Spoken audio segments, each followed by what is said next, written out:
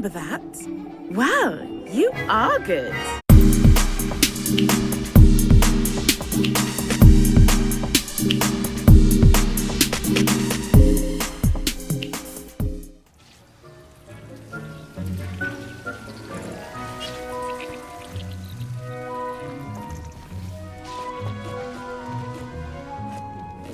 You should be proud of all the potions you've brewed.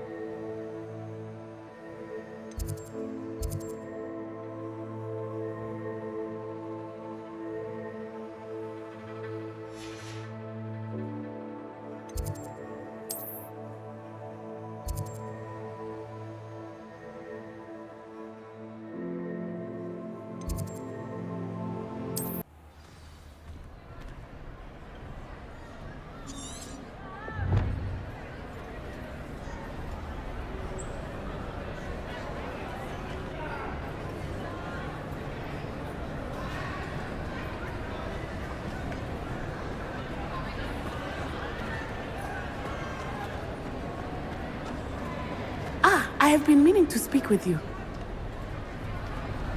I still can't believe we escaped the Ashwinders. You may not realize it, but you are the talk of the school since you saved me that day. I wonder how everyone knows about it. I told my mother in the hope that she would be more forgiving of what I have been up to if it came from me. She likely told other professors, and news travels quickly.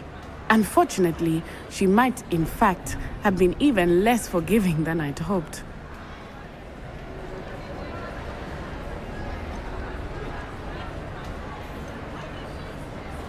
If she knew more about what you've done, I suspect she'd be proud. If she knew any more about what I've done, she would never let me out of her sight again. I'm sorry. Has Officer Singer done anything with the evidence we provided? She has not. Harlow is as strong as ever. Someone needs to stop him, whether it is us or Officer Singer. If someone had stopped the monsters like him in Matabeleland, my father would be alive today. What exactly happened to your father? It was a beautiful day. My mother had gone to tend to a neighbor who was ill, and so my father and I were galloping in the savannah. Galloping? Your father was also an animagus, I take it? He could become the most majestic giraffe, and he would carry me on his back, my arms around his neck. We were on our way home when we surprised a group of bandits who had come from our village. One of them saw me just as he removed a scarf from his face. He shouted and then aimed his rifle. He didn't want you to identify him. Exactly. In an instant, my father bowed his neck to protect me and was hit. As he fell, my father changed back into his human form. When the bandits saw this, they turned and ran in fear. Magic terrified them, and then he was gone. And it was all my fault. Your fault? How so? He died protecting me. If I had been capable of protecting myself, he would still be alive today. My mother and I tried to go on without him, but it became too much for us there. A few years later, we left to come to Scotland.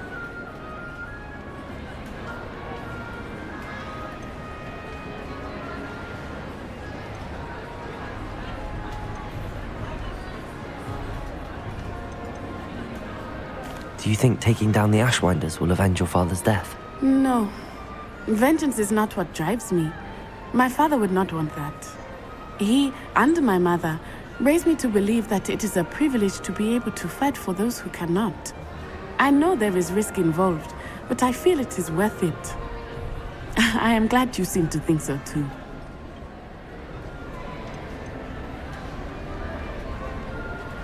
What does your mother think about all of this? Well, as you saw, she worries a great deal. She is an excellent seer, but I think it bothers her to this day that she did not see my father's death coming. She misses him, as do I. So I believe on some level she understands my need to seek justice in a small way, but that does not mean that she likes it.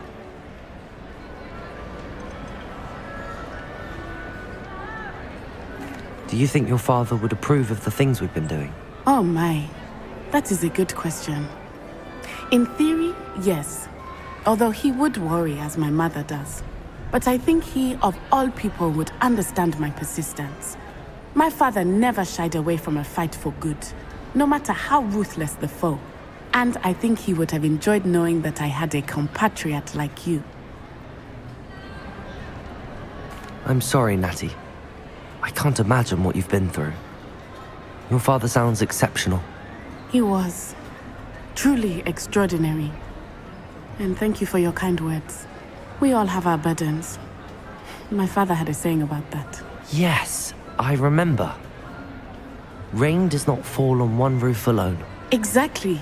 Soon you and I will put an end to the Ashwinders, beginning with Harlow. And once he is gone, we will turn our attention to Rookwood. We are making progress, and we will succeed.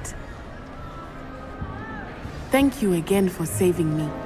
You deserve all of the praise you have received.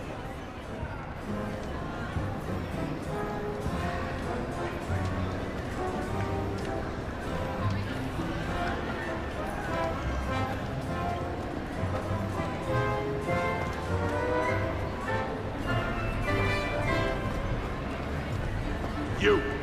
It took us 3 days to find your brother, and your mother almost squashed him first. You know how much she hates dung beetles? Ah, but I bet that's why you did it, eh?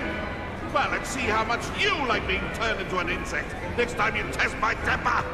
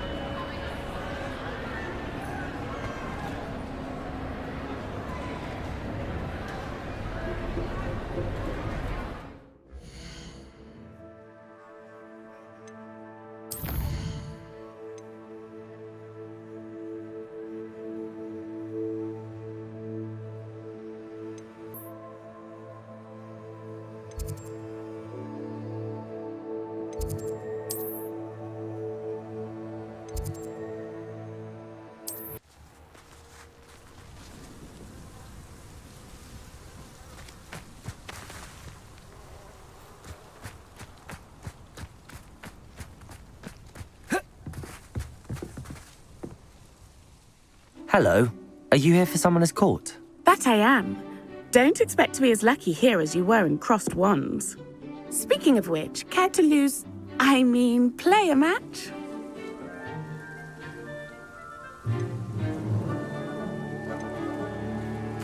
Of course, Charlotte. Then may the best summoner win.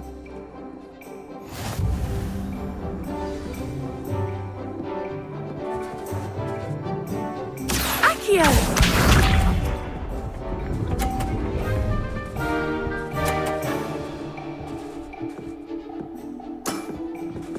Precisely as planned.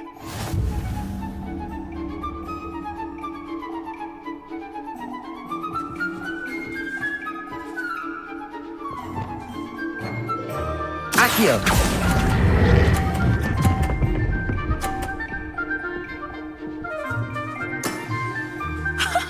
Sting me with a billywig? I'll never top that. Accio!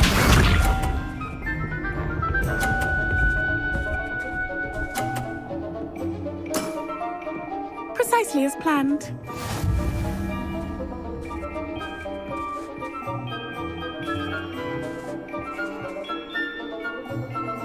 Accio!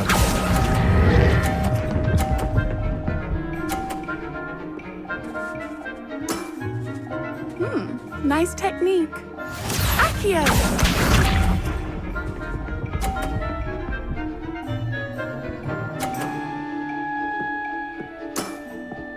Precisely as planned.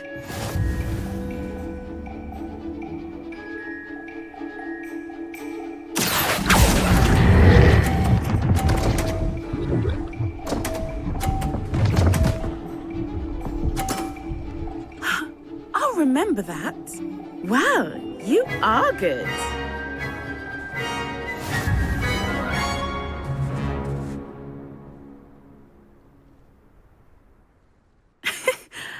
I'm not too proud to admit when I've lost.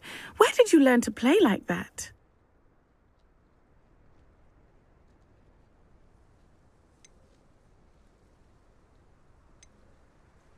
I play by intuition, natural skill and all that. That's been my strategy. I suppose it only gets you so far, though. Well, you've only one opponent left now. I won't say more than that, but let's just say he's the best for a reason.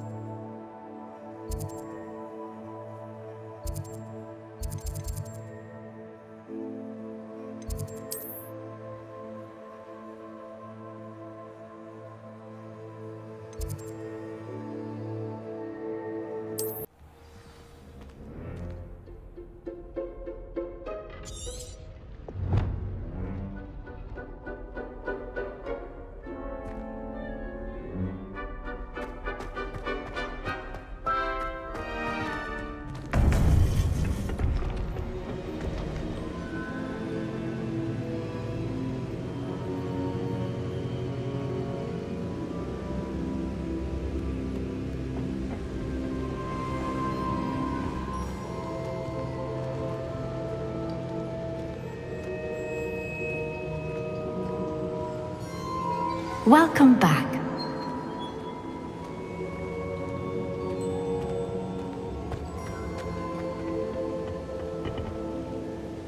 Hello, Professor. I have news. The goblins are looking for something. Another repository. They've built drills to help with their search. Most troubling. Are these repositories like the broken container I found at Rookwood Castle? They are.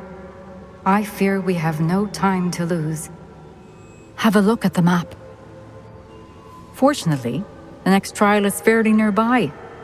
It's Hogwarts. As you know, I was headmistress in my time. My portrait hangs in the headmaster's office. In fact, I witnessed Professor Black learn of your arrival. And I'll confess that I wondered about you. Wait, is the next trial in the headmaster's office? It is. I had hoped that when the time came, the occupant of that office would be of help to us. Unfortunately, this headmaster seems wildly unconcerned with anything but himself. You'll need to access the office while he's away. I understand. Very well. I'll find some way to get in. Good. I shall meet you in my portrait there. Until then.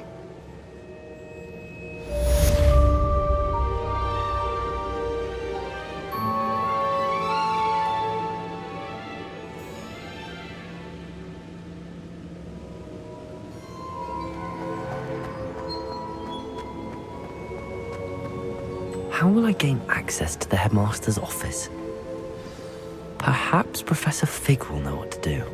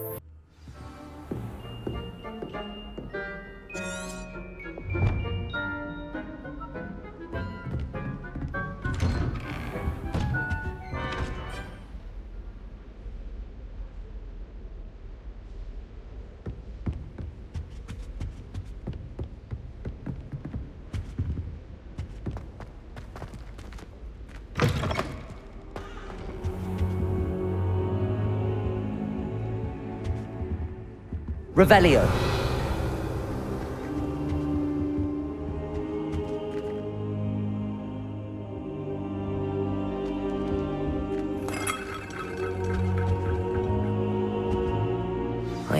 Professor Fig, the Keepers have shown me where the next trial is. Has something changed? Lodgok and I have learned that the goblins are searching for another repository, like the one we saw at Rookwood Castle. And I discovered that they're building massive drills to help in their search. Professor Fitzgerald seemed very concerned. I see. Ranrock clearly knows even more than we suspected. And sir, there's something else. Lodgok knew Miriam. He knew Miriam?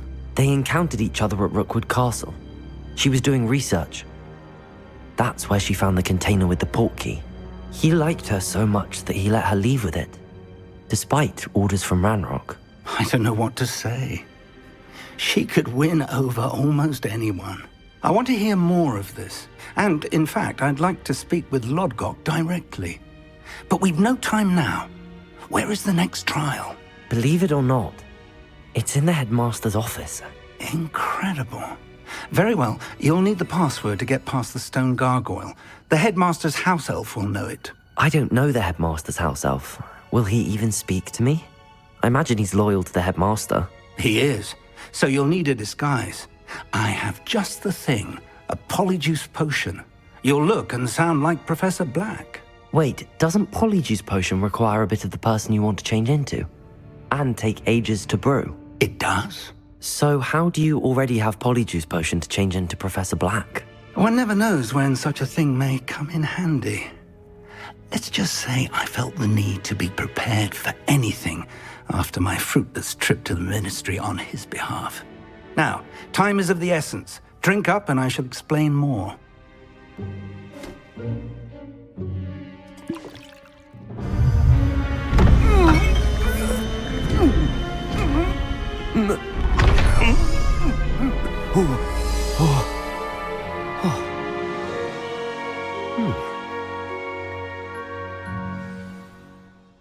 How do you feel? Incredible. I won't forget that taste anytime soon.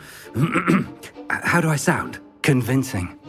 I've taken the liberty of transfiguring your robes. As we discussed, you'll need the password from Scrope, who could be anywhere in the castle. You might look for Professor Kogawa. She's taken to badgering the poor elf about Quidditch in the hopes that he can convince Black to change his mind. Thus far, unsuccessfully. I see. But what if Professor Black sees me? Leave him to me. I shall tell him where to meet a liaison from the Ministry in Hogsmeade. That should give you plenty of time. Thank you, Professor. I suppose we'll meet again in the map chamber. It's rather strange to hear gratitude coming from Professor Black. I'll see you there. Now to find the headmaster's house elf.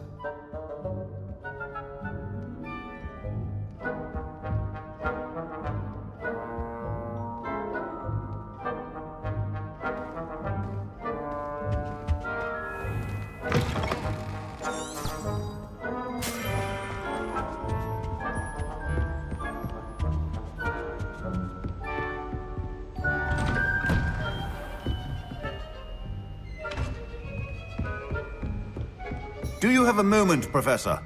Professor, I was hoping to catch you. Places to be, Professor Sharp. Places to be. Of course, sir. Only... you'd asked me about a particular potion, and I did? I did, yes. Well, spit it out, Sharp. I don't have all day. Probably best not to discuss it here, sir.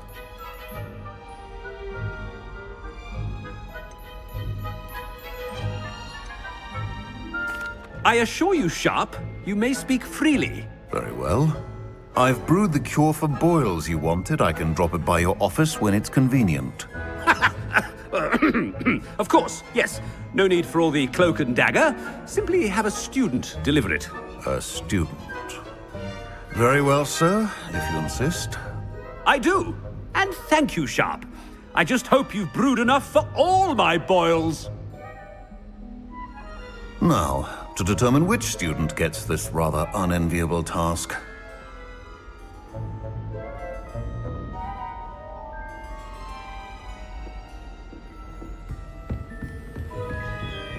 You call that a shine on those boots?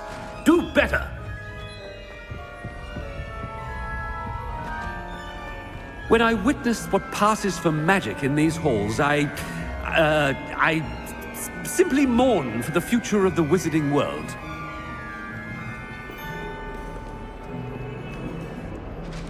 What could the headmaster want?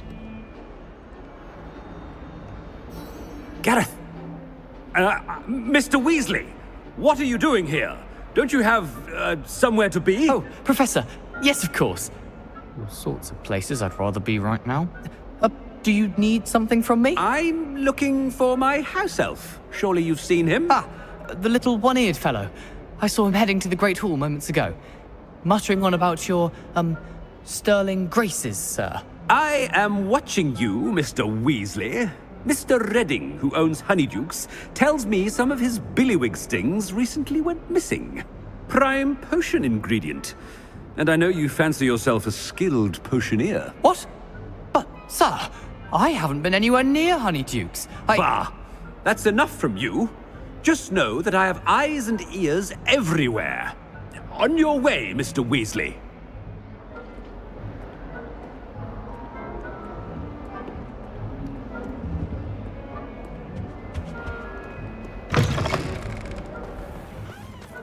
Well, there's one for my diary.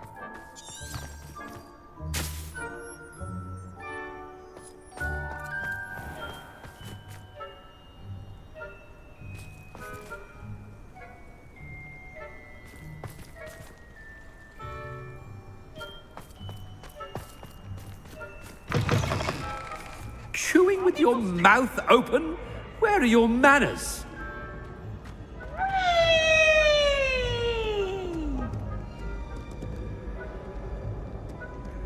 Professor Black, how are you, sir?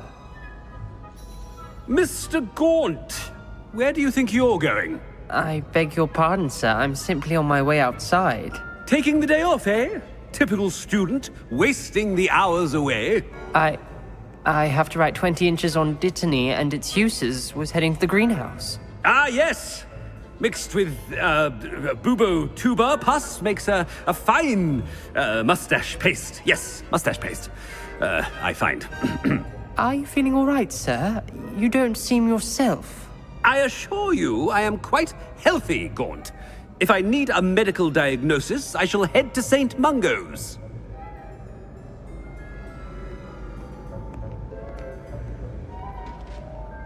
Something is very wrong with Professor Black. Dittany and Pooba pus. Moustache paste. If you must speak with me, consult my secretaries or what have you. Now move along. Professor, a word? Professor Black, again, it is not too late to reconsider your decision regarding Quidditch. We could still have trials and a somewhat shortened season. It would be better than none at all. But the injury, Madam Kogawa. Professor, more than one student has taken a bludger to the head on our pitch. I dare say it knocked some sense into them. And they are fine now. The fact that it happened to be a pureblood, well, that's no reason to... What nonsense! That you would trivialize the health of a student over a silly game. A silly game? You are quite impossible sometimes. Sir, I've a good mind to write to the Department of Magical Games and Sports at the Ministry about you.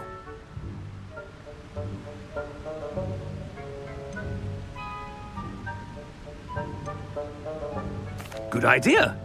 I can even provide the parchment should you need it. Now, where is my elf? Parchment? Very well, I will, and with pleasure. And I spotted Scrope in the Great Hall. Seems to be avoiding me. I wonder why. Good day, Madam Kogawa.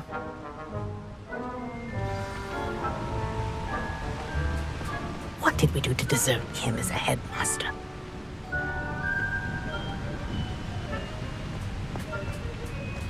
Has anyone seen my ivory-handled hand mirror? Of course you haven't. I accidentally dropped a flobberworm down my robes and potions once. You'd think I would. Headmaster, and he's coming this way.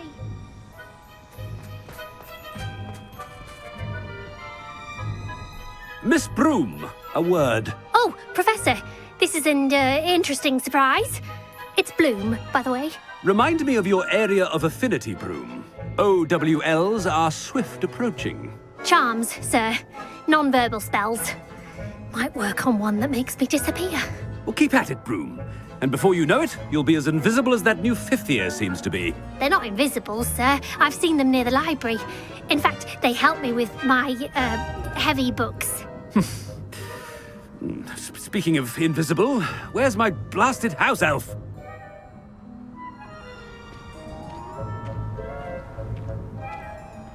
Something seems a little off with the headmaster.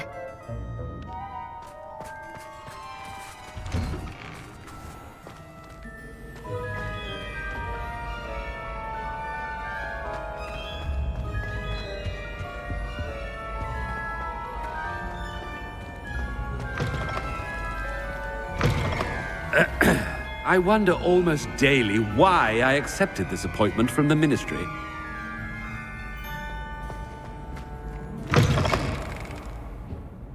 Professor, a word, please. Hello, Professor Black. Ah, Professor Weasley. How delightful to see you. Sir? Since I have you here, I wonder if I might, speak with you about Professor Fig. Oh, very well. I've decided to give him a bit more, leeway with his time. Leeway, Professor? Are you sure that's wise? I confess I do worry for his students. He's rarely here as it is.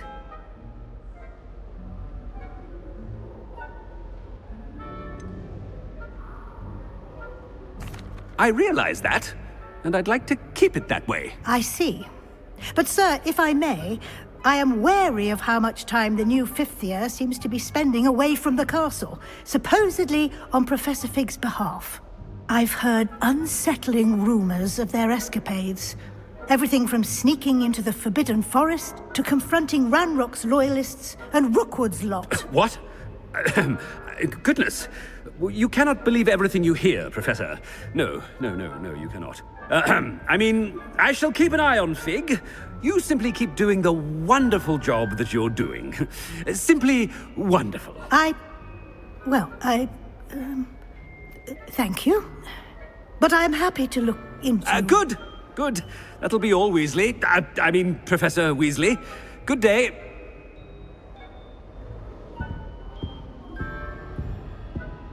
A wonderful job. Leeway for Professor Fig. I shall never understand that man. That ought to give Professor Fig some breathing room.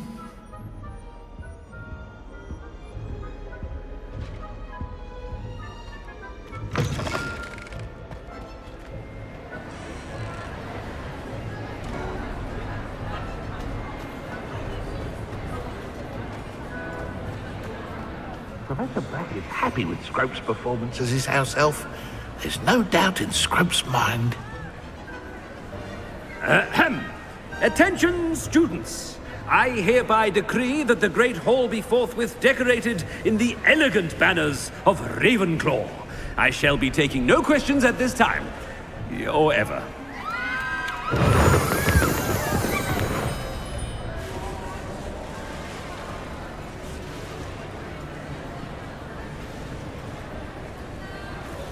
Scrope! Oh, greetings, Master. Remind me of the password to my office. Oh, but Master made Scrope swear never to tell anyone, even Master himself.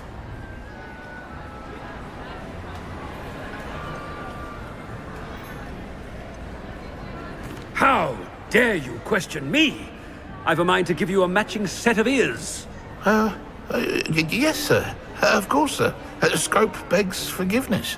It is the Black family motto, Master. Right. Of course.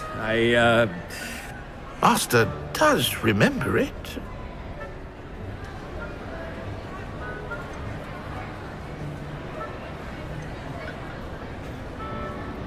It's pure bloods forever, isn't it? Close, Master. Scrope thinks Master is indeed testing Scrope. It is always pure. Obviously. And, of course, as Master knows, in French. Ah, yes, of course. I order you to pronounce it for me. Oh, but Master knows that Scrope's French is most pitiful. Oh, very well. Toujours pur. Ha! Thank you. Never speak of this conversation with me or anyone else. Of course, sir. Scrope shall try his best to keep out of Master's way. The Polyjuice potion's wearing off. I best get out of sight.